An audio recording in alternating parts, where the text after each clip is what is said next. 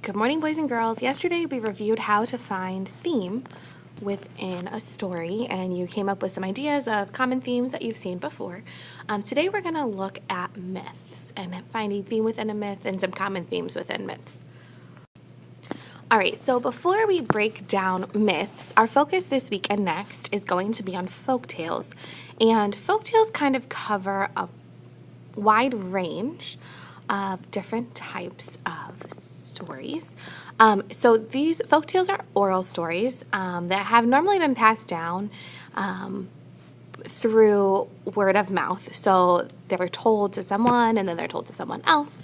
Normally there's not a known author. And they're found in all kinds of cultures.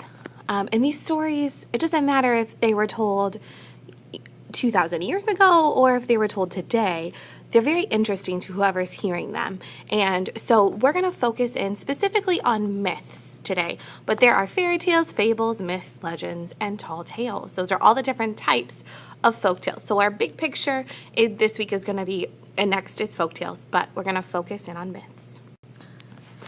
All right, so something that classifies a myth is it explains a natural phenomena, why there are stars or earthquakes or storms. It explains the origins of the earth, like fire or evil and how they began.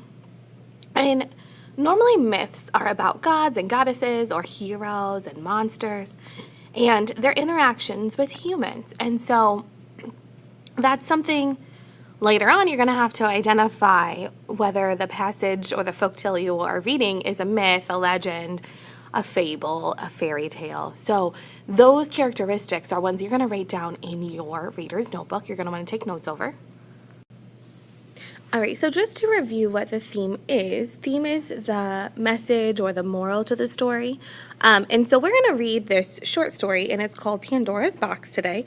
And as I'm reading it, I want you to think of the theme that's happening within the story. When Zeus was so angry at Prometheus for giving people fire, he was also mad at the people who had tricked him into taking the wrong bag of meat.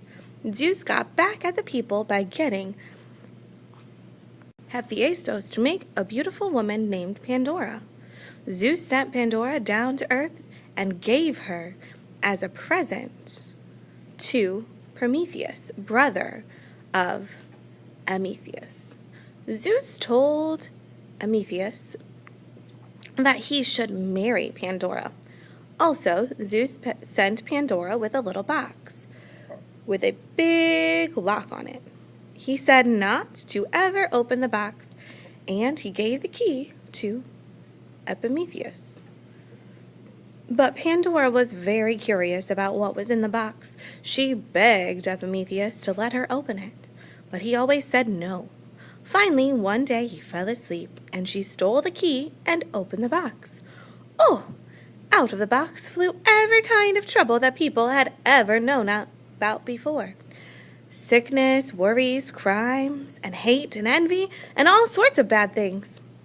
The bad things all began to fly away, like little bugs all over the place.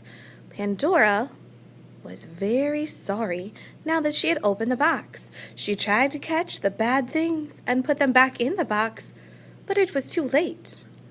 They all flew away. But the very last thing to fly out of the box, as Pandora sat and cried, was not as ugly as the others. In fact, it was beautiful. It was hope, which Zeus sent to keep people going when all the terrible things got them down.